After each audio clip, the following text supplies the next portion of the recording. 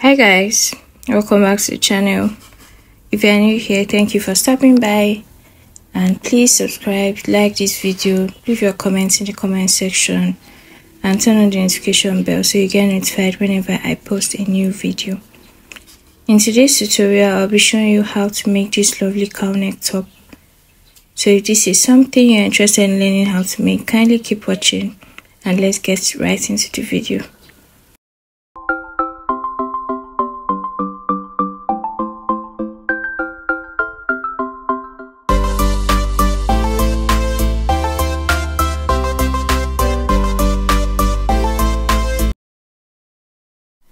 So we have our pattern paper all set out. You can make use of your fabric directly when you know how to go about the measurements. So these are the measurements we'll be using for this tutorial. If you haven't taken them down, please make sure you do before we continue.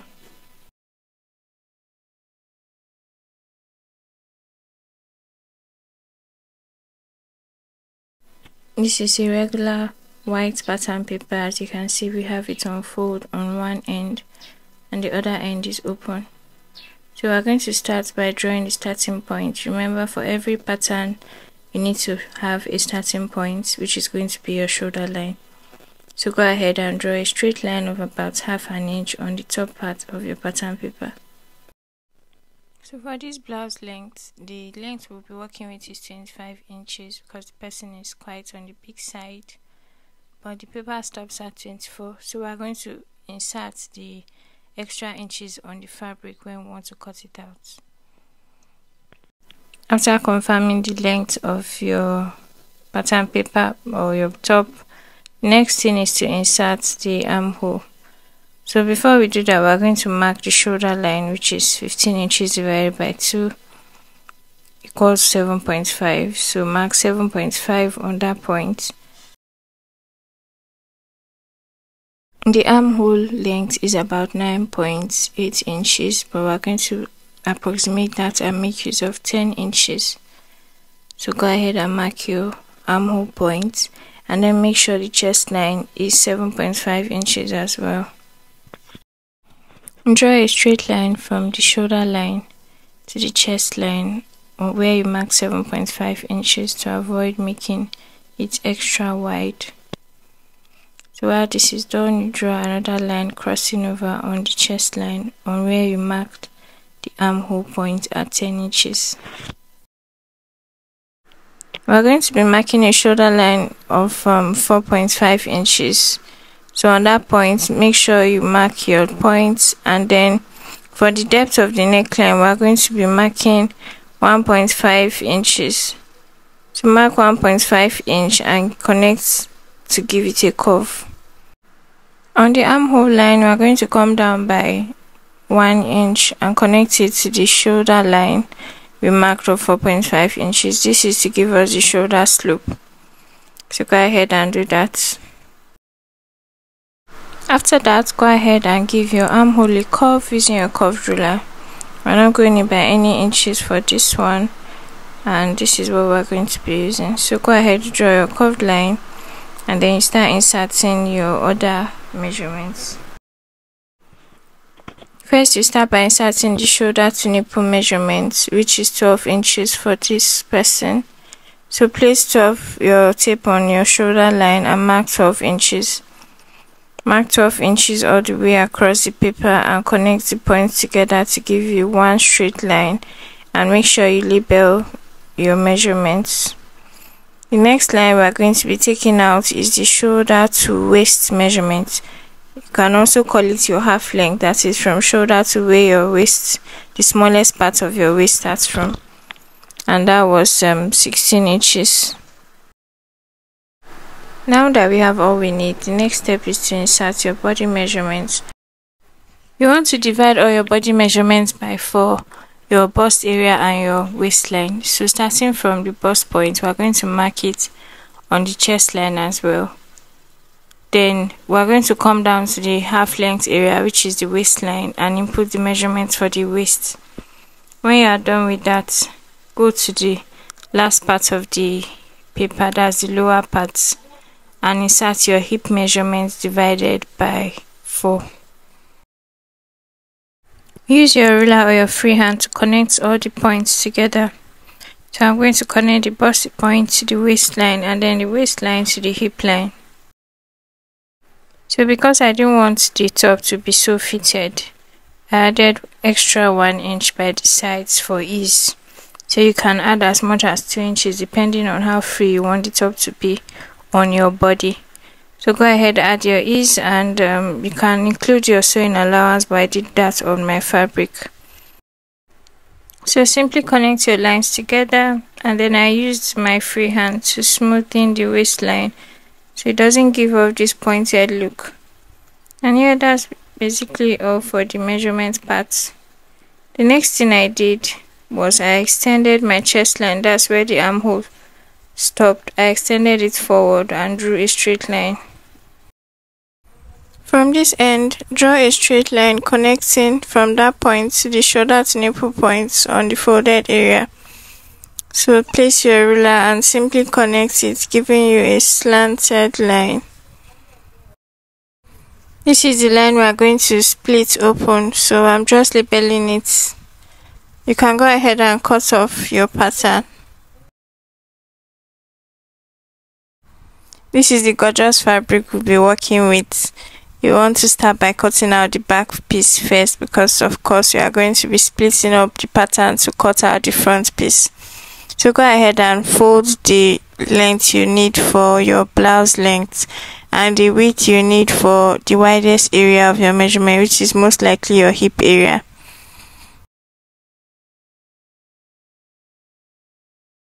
After folding enough fabric, go ahead and pin down your pattern paper to your fabric using your pins or a sellotape or something to just hold it down.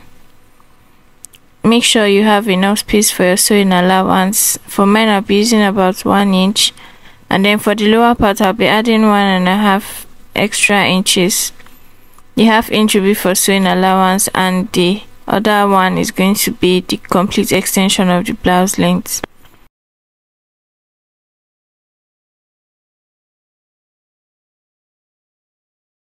Once you are done cutting it out, go ahead, keep it aside, and let's go over to the front bodice. So remember the slant line we drew on the pattern paper. We're going to use the scissors to split it open towards the end of the armhole. We're not going to cut it through because we need the armhole to still be intact. So I'm just going to go ahead and cut it out just like this. This is the point where we're going to be slashing and spreading for the cowl neck top. So guys, front bodice, we're going to be folding our fabric into 2 as usual, and because I want to get the interfacing to be the same and I want to cut it at once, I went ahead to fold my fabric by about 12 inches. That is the shoulder to nipple measurement from the shoulder point. So after folding, go ahead, place your pattern on top and ensure that it is past the area where you are folding.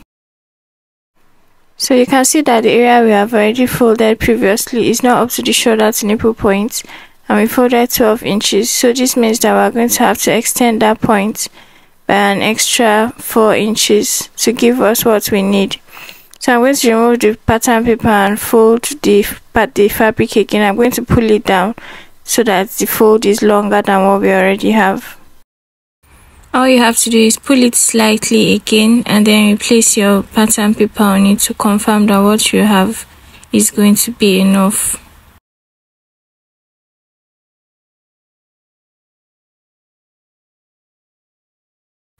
Once you've secured the overlap, the next thing is to measure the cowl, or we can call it the flap.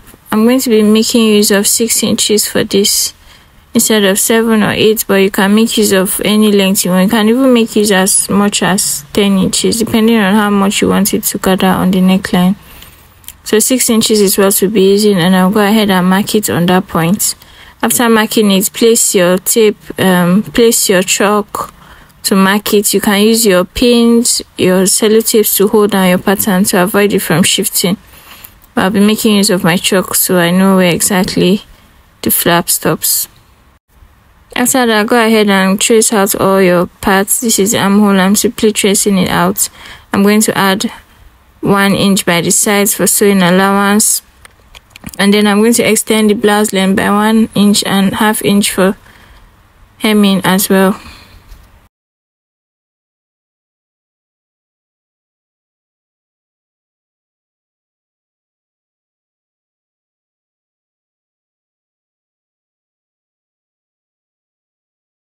On the shoulder line, I added ½ an inch for the stitching allowance, and then I went ahead to draw a straight line from that point to the end of the folded fabric.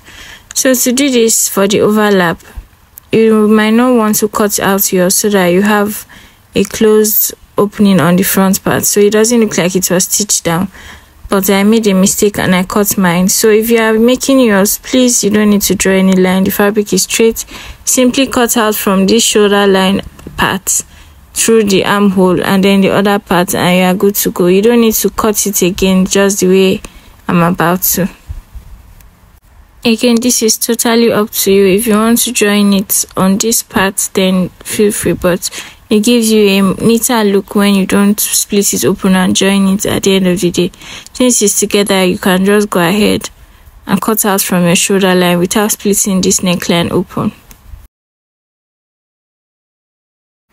So this is what it looks like once we are done cutting, and this is what I meant when I said you don't have to split up the lining fabric. So yeah, this is what we're going to do. First thing is to join the upper part, which is the neckline, with the overlapping fabric by sewing a straight line from one point of the shoulder to the other. For the front part, go ahead and open it up and place your interfacing fabric on top, right sides facing right sides, and then we're going to stitch from one end of the shoulder to the other end with a straight stitch. We're also going to hold it down on the armhole line, that is the chest line, which is the bust area where the lining stops, so that everything lies in place, and we're going to give it a good press. For the back body, simply turn the neckline with a bias tape and give it a good press. There's not going to be any dart for this blouse, so there's no need to use any darts. For the front bodies, as you can see, I've given it a good press after sewing the upper parts together. The next thing to do is to join your front bodies and your back bodies. So we're going to place them together, and we're going to use the shoulder to turn each other. So we're going to place the back bodies and make a sandwich with the other two pieces of the front shoulder fabrics. So by the time we're done sewing, it's going to look smooth and there's not going to be any fabric on the shoulder line.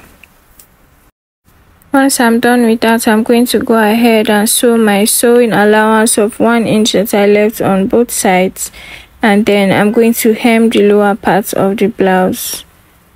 By that time, the next thing to do is to insert the sleeves, because we're basically done with the joining of the bodies.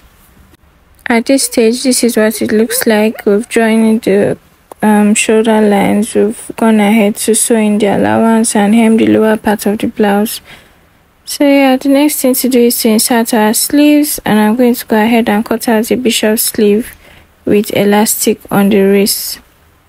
So I'll do that quickly and I'll join them together.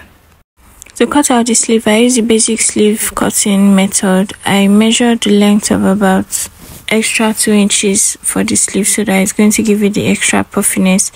I inserted the sleeve width and I added 2 inches for sewing allowance. On the lower part, I added like an extra 2 inches to the sleeve width, and I joined it together, so it gives us this A-line illusion. So that is done, go ahead and cut out your sleeve. The next thing to do is to fold the lower part of the sleeve and insert your elastic. I folded the lower part of the sleeves and I cut out my elastic of about 8 inches each for each sleeve. So you see that it was more than enough, and I ended up cutting it off at this point of joining on my blouse.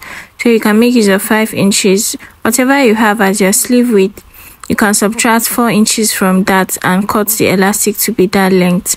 So this is what we have after passing through the elastic through the loop by using this office pin, as you can see.